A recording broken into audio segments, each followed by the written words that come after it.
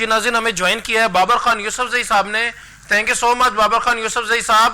بابر صاحب، مودی کی ناکام خارجہ پالیسی اور تعلیمی میدان میں مجرمانہ غفلت کے باعث بھارتی شہری دنیا بھر میں ذلت کا شکار ہو رہے ہیں، اور بھارتی جریدہ دا اکنامک ٹائمز کے مطابق سخت پابندیوں کے باعث امریکہ میں بھارتی طلباء کے داخلے کی تعداد میں 75% تک بڑی کمی ہوئی ہے.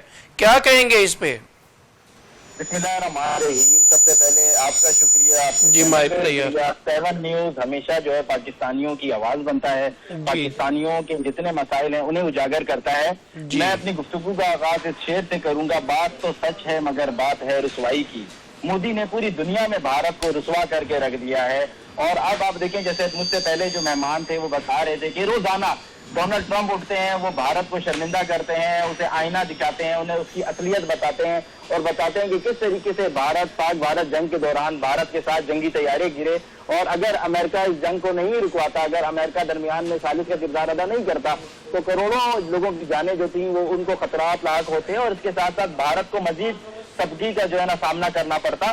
بالکل مودی کی جو پالیسیاں ہیں اس نے پوری دنیا میں بھارت کو تنہا کر دیا ہے. اور میں سمجھتا ہوں اس موقع پر پاکستان کی جو اسٹیبلشمنٹ ہے اسپیشلی، اور پاکستان کا جو فورن ڈپارٹمنٹ ہے اس کو پورا کریڈٹ جاتا ہے. اس نے پاکستان کا ایک مضبوط بیانیہ دنیا کے سامنے پیش کیا، انہوں نے پاکستان کا مثبت چہرہ دنیا کے سامنے پیش کیا اور دنیا کو بتایا کہ پاکستان دنیا کے امن اور ترقی میں اپنا کردار ادا کرنا چاہتا ہے. پاکستان دنیا کا ایک اہم اتحادی ہے. ہم نے 90,000 سے زائد جانوں کی قربانیاں دی ہیں دہشت گردی کے خلاف جنگ میں. تو جس طریقے سے ہماری فورن پالیسی ہے، ہماری فورن پالیسی سے اب دنیا کو پتہ چل رہا ہے کہ پاکستان اس خطے کے لیے اور دنیا کے لیے کتنی اہمیت کا حامل ہے. دوسری بات، بالکل آپ بالکل صحیح کہہ رہے ہیں کہ بھارت نے جو ایک جو تعلیمی سلسلہ تھا، جو بھارت کے اندر جو ایک تعلیمی جو ان کا جو ایک رجحان تھا، مودی حکومت آنے کے بعد وہ رجحان بالکل ختم ہو گیا ہے. بھارت کو پوری دنیا میں اس ٹائم شرمندگی کا سامنا ہے. بالکل صحیح، بالکل صحیح. بابر خان یوسف زئی صاحب، بھارتی فضائیہ کا تربیتی طیارہ اتر پردیش کے پریاگ راج میں ایک تالاب میں گر کر تباہ ہو گیا ہے. ابھی 2 گھنٹے پہلے کی یہ اپڈیٹ ہے، اس پہ میں آپ سے بات کروں گا. اس سے پہلے عمر منظور صاحب، ابھی آپ کے سامنے ہے کہ سانحہ گل پلازا میں 28 زندگیوں کا چراغ بجھ گیا، جہاں بعد 3 افراد کی لاشوں کی شناخت مزید ہو گئی ہے. تو آپ نے دیکھا کہ پولیٹیشنز جو ہیں، جماعتیں جو ہے وہ بتا رہی ہیں کہ جی لاہور میں بھی آگ لگی تھی، فیس سینٹر میں بھی آگ لگی تھی اور وزیر اعلیٰ کا جانا ضروری نہیں ہے. تو کس کا کون ذمہ دار ہے اس سانحے کا؟ ابھی تک آگ مکمل طور پر نہیں جو ہے وہ ختم ہوئی، ابھی بھی دھواں اٹھ رہا ہے وہاں پہ، اور ابھی بھی ڈیڈ باڈیز نہیں مل رہی ہیں.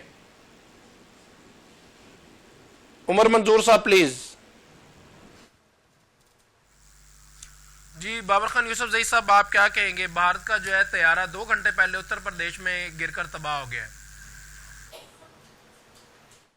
سیکورٹی فورسز کا اصل چہرہ تھا وہ دنیا کے سامنے آ رہا ہے. بھارت اس سے پہلے لابنگ فرم ہائر کر کے اسے پوری دنیا کے سامنے اپنا ایک وہ جسے بولیں کہ اصل چہرہ چھپایا ہوا تھا، دنیا کے ساتھ منافقت کرتا تھا. پوری دنیا کے سامنے بھارت کی اصلیت سامنے آ رہی ہے اور پوری دنیا کو پتہ چل رہی ہے کہ بھارت کے پاس کوئی جو ہے نا ایسے جنگی ٹیکنالوجی نہیں ہے، نہ بھارت کے پائلٹ تربیت یافتہ ہے، نہ بھارت کی فوج تربیت یافتہ ہے.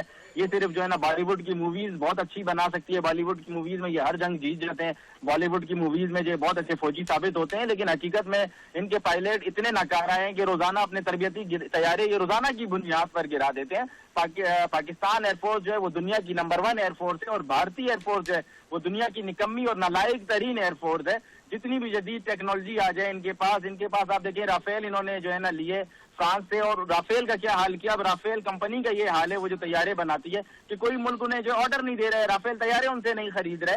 تو بھارت کی جو ایئر فورس ہے وہ ایک نکمی ایئر فورس ہے، اور بھارت کا اللہ پاک نے بھارت کو جو ہے بے نقاب کرنا تھا. بھارت جنگ کے دوران بھارت بے نقاب ہوا اور اب روزانہ بھی بے نقاب ہو رہا ہے. دوسرا سوال آپ عمر صاحب سے پوچھ رہے تھے کہ کراچی گل پلازا میں آگ لگی، اتنے پاکستانی وہاں پر جو ہے نا جل کر خاکستر ہو گئے.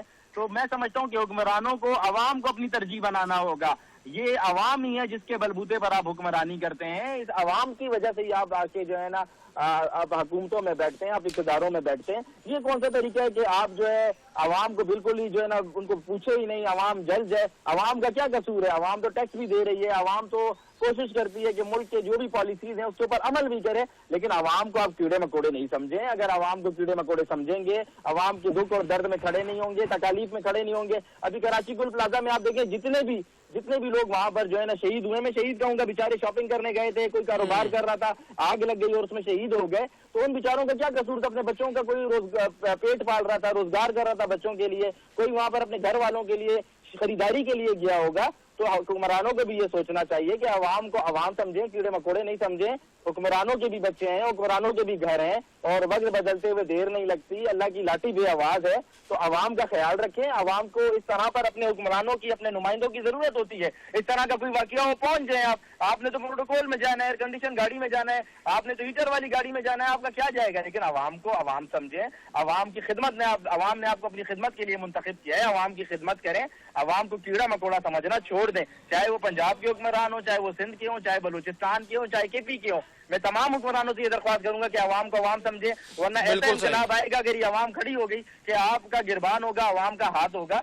मोहलत इस हद पर नहीं आने दें, इस हद से पहले जो चीजों को कंट्रोल करें, अवाम की खिदमत करें और अवाम को जो है ना इस तरीके का एहसास दिलाएं कि हम दुख दर्द में आपके साथ खड़े हुए हैं। जी बिल्कुल सही। बाबा साहब क्या कहेंगे? सुप्रीम